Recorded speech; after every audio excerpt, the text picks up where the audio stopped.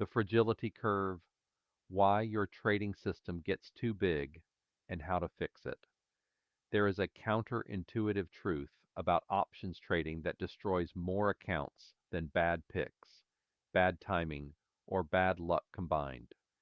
Traders who double their position size often blow up, not because doubling is wrong in principle, but because they do it the wrong way, at the wrong pace, without understanding what they are actually doing to the structural integrity of their system.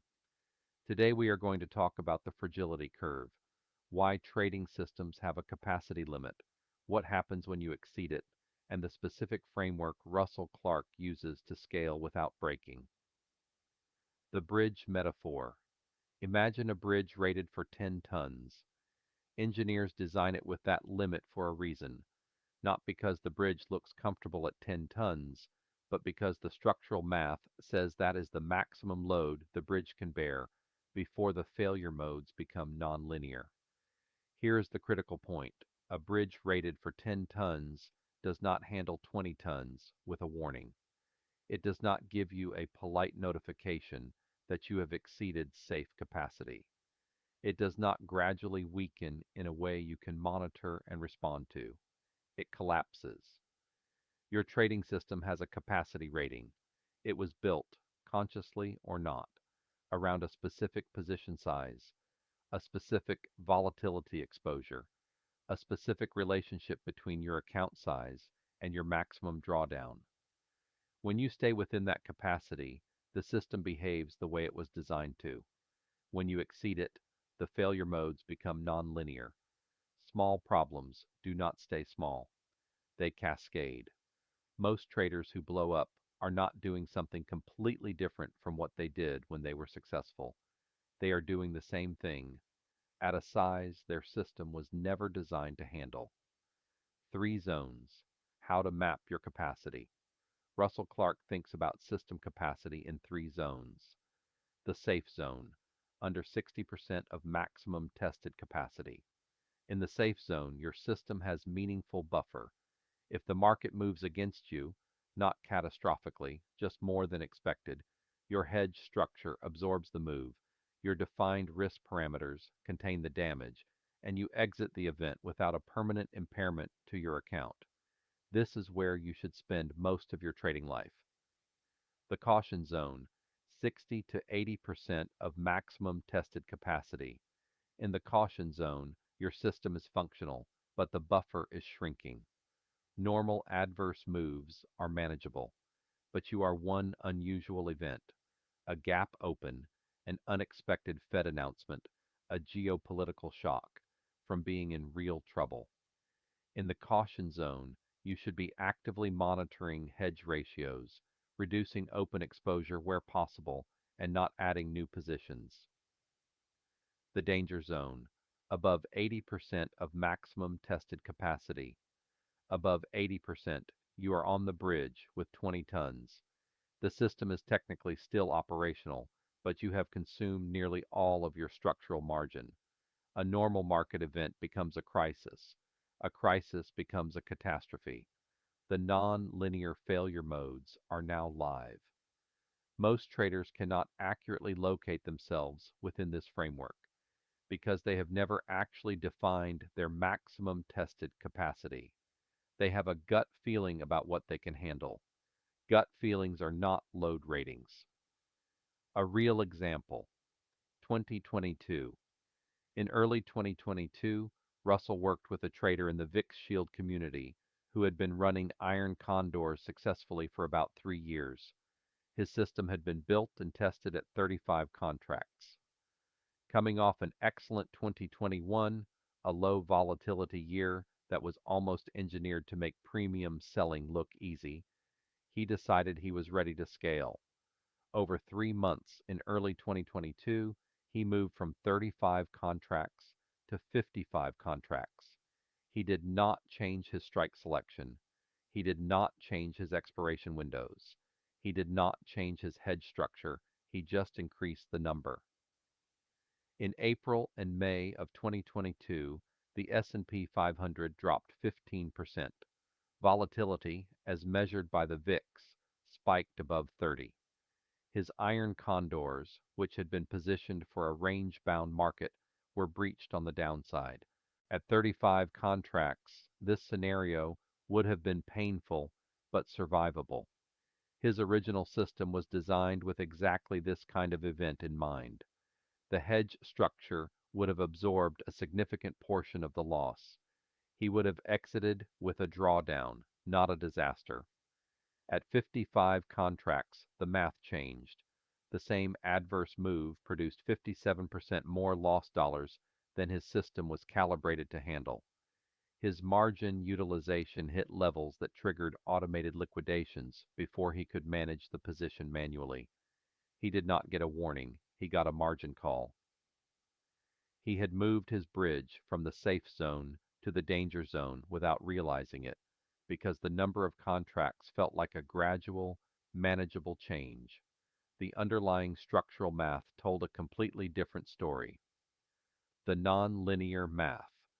This is the part that most scaling guides get wrong, and it is worth spending real time here. When you increase your position size by 1.5 times, your losses in an adverse move do not increase by 1.5 times. They increase by something closer to 3 times, because you are not just adding more exposure, you are changing your position on the fragility curve. Here is the mechanism. At your original position size, your hedge structure was calibrated to cover your actual exposure. Your stop loss levels were set relative to your actual position. Your account's buffer, the capital not deployed, was large enough to absorb normal variance. When you add 50% more contracts without adjusting anything else, three things happen simultaneously. Your gross delta exposure increases by 50%. Your hedge to exposure ratio decreases because your hedges did not grow with your positions, and your capital buffer shrinks relative to your total risk. Each of these alone is manageable. Together, they compound into something that is not. The result is that when things go wrong, they go wrong faster. You have less protection per dollar of exposure, and you have less capital buffer to absorb the damage before your risk systems are triggered. 1.5 times the size equals 3 times the loss speed when conditions deteriorate. That is not hyperbole. That is the math of leveraged instruments with non-linear payoff structures. Warning signs. Before the margin call, before the catastrophic loss, there are usually warning signs. Russell identifies 3 consistent signals that a trader is approaching or has exceeded their safe capacity. Warning sign 1. Gut anxiety. Not the normal pre-trade nervousness that keeps discipline sharp. A persistent background anxiety about open positions, the kind that follows you when you are not at your desk, that makes you think about your account while you are trying to do something else. This anxiety is your nervous system's calculation, often more accurate than your conscious analysis, that something about your current exposure is not right. Warning sign 2. Checking your account constantly. Disciplined, systematic traders check their positions at defined intervals. When a trader starts checking every 15 minutes, every 10 minutes, every time they pick up their phone, that is a behavioral signal that their position size has grown beyond their genuine risk tolerance, regardless of what their rules say. Warning sign 3. Skipping rules. This is the most dangerous one. When a trader starts making exceptions to their own rules, I will just hold a little longer. This stop was set for a different kind of market. The hedge is expensive right now, so I will skip it. They are telling you that their position size has consumed all of their psychological buffer. They are no longer following a system. They are negotiating with their own rules because the truth of their exposure is too uncomfortable to face. If you recognize any of these patterns in your current trading, you are at or above your fragility threshold. The action required is immediate size reduction, not a plan to reduce, not a note to yourself to review it this weekend. Today, how ALVH hedging extends your safe zone. One of the structural tools that VixShield is built around is ALVH, Adaptive Long Volatility Hedging. Understanding what it does to the fragility curve is important for any systematic options trader. Without ALVH, the safe zone for a typical Iron Condor book, the zone where your system has genuine buffer, extends to roughly 60% of maximum tested capacity. You can scale to about 60% of your historical maximum before the fragility math starts getting dangerous. With properly calibrated ALVH, that safe zone extends to roughly 85%. The hedge structure is not just protecting against individual adverse moves, it is changing the shape of the fragility curve itself. The mechanism is straightforward.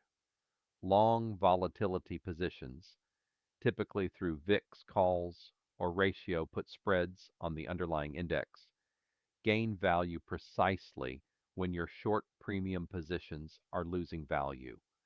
Done correctly, they do not eliminate losses in an adverse scenario, but they significantly compress them. What that compression does to your system capacity is profound.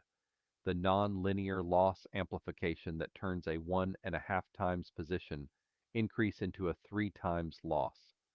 Speed problem is partially neutralized by the hedge.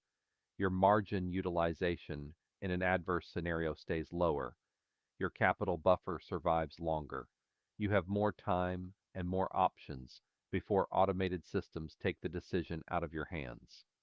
In practical terms, the trader in the 2022 example, had he been running proper ALVH, would likely have survived the April-May drawdown at 55 contracts, not comfortably, but without catastrophic loss. The hedge structure would have extended his safe zone past where he was operating. This is why VixShield tracks ALVH ratios as a core daily signal. It is not a feature. It is the structural load rating for your system. Safe scaling, the actual protocol. If you want to scale your position size without moving through the fragility zones too quickly, Russell's protocol has two non-negotiable rules. Rule 1. Never add more than 25% at a time. If you are running 40 contracts and want to scale up, the maximum next step is 50 contracts. Not 60, not 70, not let me see how it feels at 80. 25% gives your psychological and mechanical systems time to recalibrate before the next increment. Rule 2. Minimum 6 months at each level before scaling again. 6 months is not arbitrary. It is the minimum time needed to experience meaningful volatility variation, to test the new position size across multiple market regimes, including at least one genuine stress event.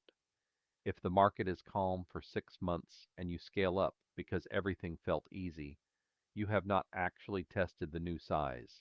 You have just waited. Both rules apply regardless of account performance. Running well does not buy you the right to skip increments or compress the waiting period.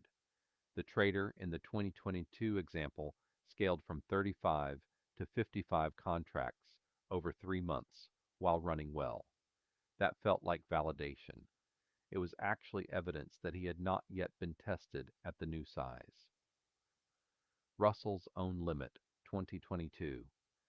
In 2022, despite 2 decades of systematic discipline, Russell hit his own limit. He had been running 40 contracts through the late 2021 bull market. His system was performing well. The hedges were in place, the rules were being followed, and the account was growing according to plan.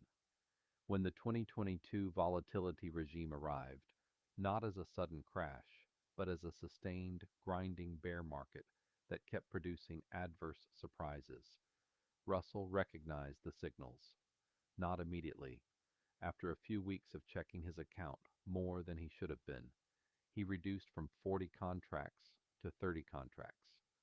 Not because the system told him to, because his own behavioral signals told him he was operating too close to his fragility threshold for the volatility environment he was in. That decision cost him near-term potential income. The market did not immediately produce the catastrophic adverse move he was hedging against. For a few months it looked like he had reduced unnecessarily. Then May and June 2022 arrived. At 30 contracts, with his hedge structure intact, he survived the sharpest single-month drop of the year without a catastrophic drawdown. At 40 contracts, where he had been, the math suggests the outcome would have been meaningfully worse. He does not know exactly how much worse. He did not want to find out. Your action plan. Before the next trading session, do one thing. Calculate your fragility zone. Take your current position size. Take the worst single-month adverse move your positions have historically been exposed to. Not your average bad month, your worst. Calculate the dollar loss your current position size would produce in that scenario. Compare that number to your account size and your defined maximum acceptable drawdown. If that worst case number exceeds your maximum acceptable drawdown, you are already operating above your safe zone, right now, before anything bad has happened. If you do not have a defined maximum acceptable drawdown, a specific percentage of account value that, if breached, would require you to stop trading and reassess, that is the first thing to define. Everything else in risk management is built on that number. The fragility curve is not a concept. It is a structural property of every trading system. You can map it accurately before it maps